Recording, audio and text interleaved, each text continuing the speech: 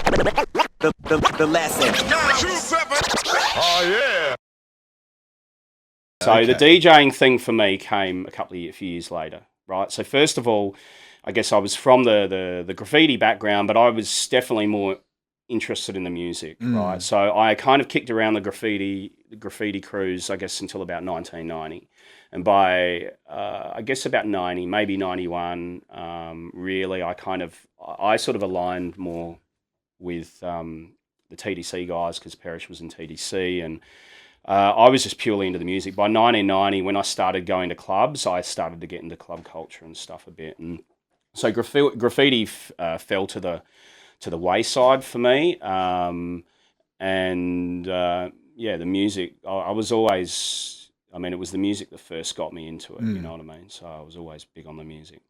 So yeah, basically 89, we did that first gig and Battle of the Bands, and then I don't know what happened after that, but at some point, it was probably about 1990, Rust left Adelaide. He went to Queensland, and we were without an MC. I guess it was just me. And also, we didn't know, I don't think we knew, Parrish and I knew what was happening with Graham. I think he just kind of fell off the scene in some way. So at that point, Prism from TDC, Risk, had moved back down to Adelaide. So he'd moved back down with Cab, I guess it was about 1990. And it just so happened we wanted to have another MC. And so, our group name before, when we performed at Battle of the Bands, our group name was TDE, Total Dope Effect. And that was just a name I coined, and we needed a name. And so we went by that name. When Prism came into the group, I guess we were sort of still partly known as TDE, but also people referred to us as TDC. But I'm not in TDC, but Parrish and Prism weren't. So at that point, we were looking to have another gig somewhere. We wanted to do more gigs, and we had an opportunity to do a gig at Cargo Club. So that was like 1990. And I think by that stage, I'd turned 18, and I think we were all 18. The Parrish and that definitely were.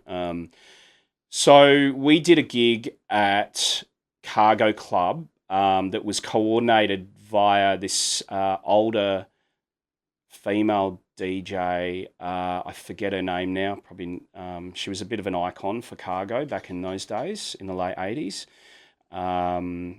Lovely woman. She helped get us this gig. So we performed a gig.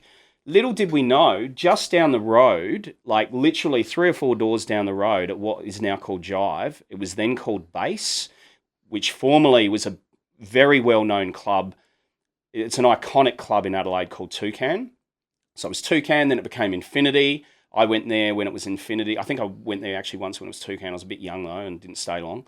But it became Bass, and this other group of MCs were performing at Bass. So it was funny. It was a Thursday night, and there were these 2 hip hop gigs that were on, on a Thursday night.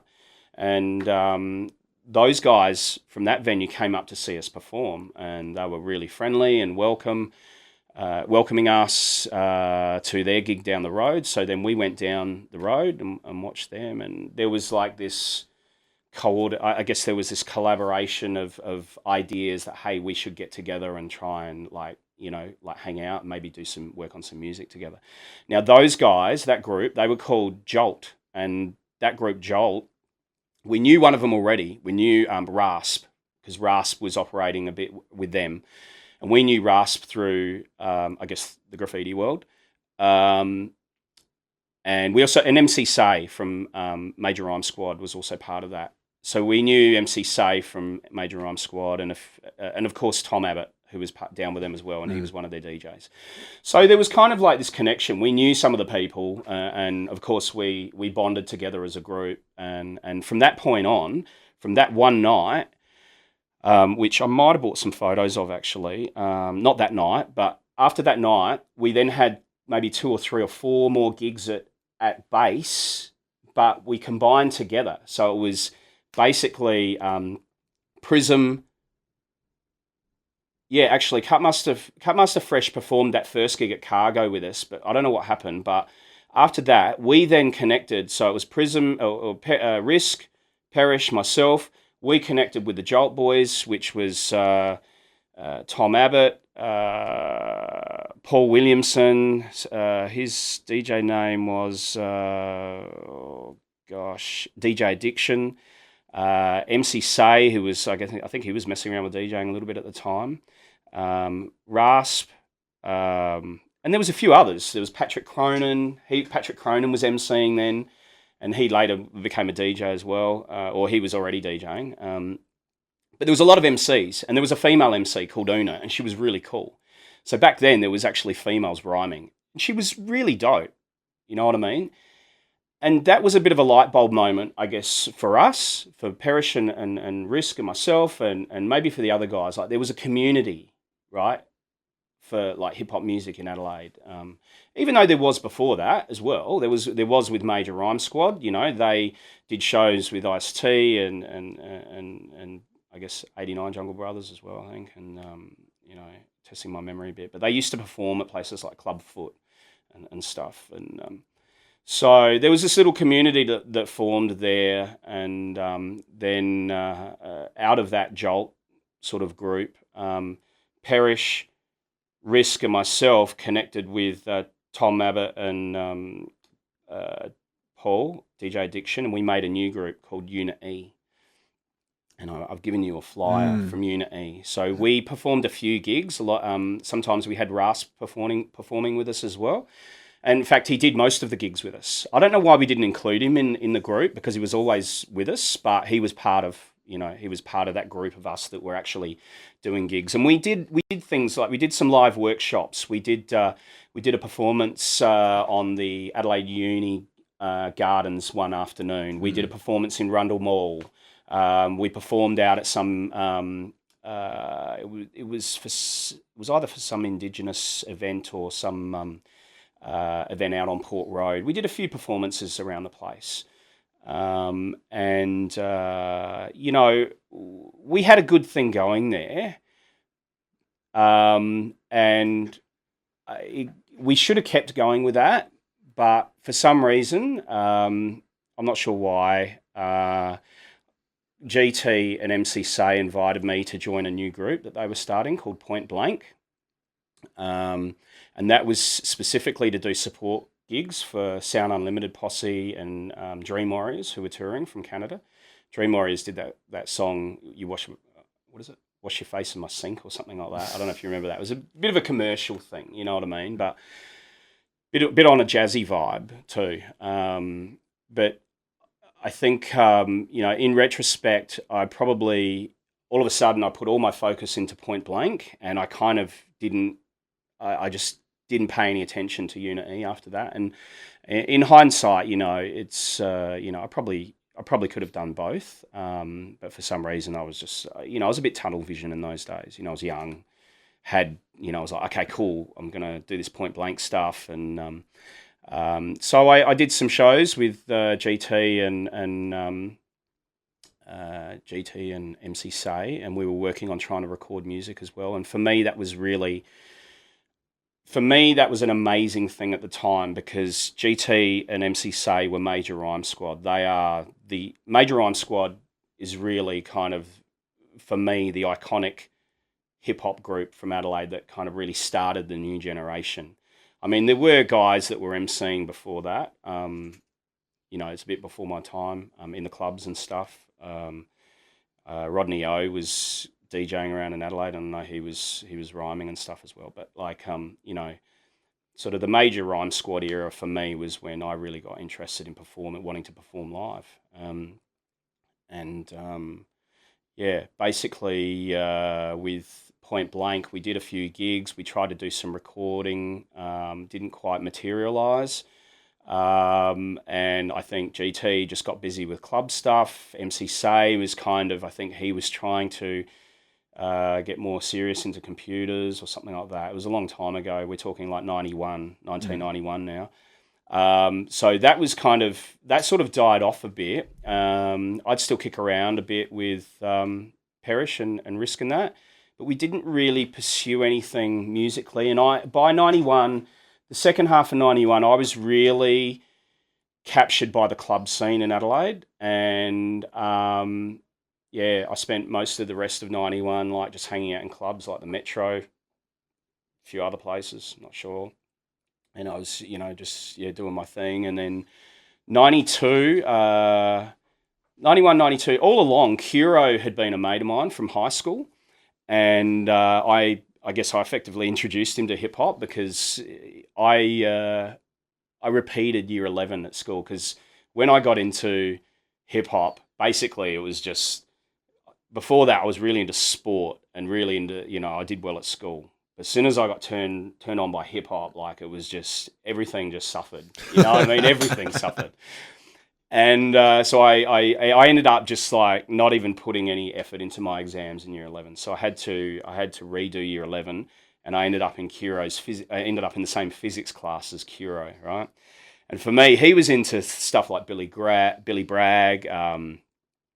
I don't know, like he actually had really diverse tastes in music. He was into They Might Be Giants. He was into Violent Femmes. And then, I've introduced him to like hip hop, like rap music. And he was like, wow, this is really cool. I love it. So we became really good friends. And then over the course of the next couple of years, he would follow me to a lot of these gigs. And then he started sort of secretly writing rhymes, right? And then one day he told me, and I was like, oh, yeah, cool, whatever. I had a bit of a listen. I was like, oh, yeah, cool, keep at it. And then at some point, just hanging out, we decided to start collaborating and writing some rhymes together. So around, I guess it was around 92, 91, 92, there was no real clubs in Adelaide that were actually playing any hip-hop at all. Probably none. Late 91, 91, 92. No clubs were playing hip-hop at all. And I had this idea that it would be great to start a hip-hop night, you know what I mean? And we had done a youth performance out at Carclew. Kuro had started a group with a couple of guys, their own little group, and they invited me to do a bit of a cameo on one of their songs, and we ended up doing it live at this Carclew event, and it was actually kind of good, like it went down well. They were pretty polished, and I was like, cool, I don't mind like, collaborating with these guys every now and then, and got to a point where Kuro and I were starting to really want to open up, like we wanted to do a hip hop night somewhere. And I guess side by side with that idea to do a hip hop night was we were going to like write a few songs and perform them, right, at this hip hop night. So Tony Carachia from Central Station, he helped us connect with somebody over at the Old Lion Hotel in North Adelaide. And it used to be a big venue back in the day, but then they kind of, refreshed it all and renovated it. And they had this underground area, and they had one big main underground room, which was really awesome, fit about a few hundred people in there. So he helped us hook up this night there. And so the night basically was like, okay, we're going to do a hip hop night every Friday night. I think it was Fridays or Saturdays or something like that. And came up with a name, called it Blueprint. Basically a blueprint of hip hop, and my idea behind it was because there'd always been a lot of trouble, as there's always been with writers at events. I really wanted to kind of have an event that was really kind of, let's keep it, tagging and stuff like that, destroying venues. So let's keep it out. Let's try and keep it clean and just let's not have beef and stuff like that. Make it a real positive event. And so we did the opening night, and we had Rasp was one of the DJs. I think he called himself Turntablist Henry, or something like that. And Kuro and I had written 3 or 4 songs, and we needed to come up with a name. And I was trying to think of a name, and then I don't know how I managed to do it, but I flipped the name Finger Lickin' Good somehow. And it was not. This was before the Beastie Boys had come out with the song Finger Lickin' Good. So we come up with a name, put it on a flyer, and then literally like a couple of weeks later, the Beastie Boys had dropped a record called Finger Lickin' Good. We're like, what the hell? Anyway, it was just coincidence. So we did that first night as Finger Lickin' Good, and we did 3 or 4 songs there. And that was the start of Finger Lickin' Good. So that was around May 1992, I think. I remember that because I was looking at the flyer earlier when I was pulling up some stuff for you. So, yeah, I guess at that stage, most of the older MCs, the ones from the previous era, I think MC Say might have moved to Sydney at that point. A lot of people were moving to Sydney, I think. Sorry, he hadn't moved to Sydney at that point. I think he was looking to do stuff with Bliss at that point. I'm not sure. Bit of it's fading. It was a long time ago. But anyway, a lot of the MCs that were sort of part of that Jolt era, I guess a lot of them weren't really being active anymore and doing stuff, as much. I think Rasp was still, rhyming here and there. Rasp has always been part of hip hop in Adelaide, you know what I mean? And Risk and Perish had started their own thing called Red Eyed Peas, which was really cool. It was I don't know, it was really cool what they did. I really wish they'd released some material. Basically from that point on, we ran the night for maybe several weeks. And it just gradually died off. There just wasn't enough support for a hip hop night in Adelaide around 92. The lesson. 927. Oh yeah.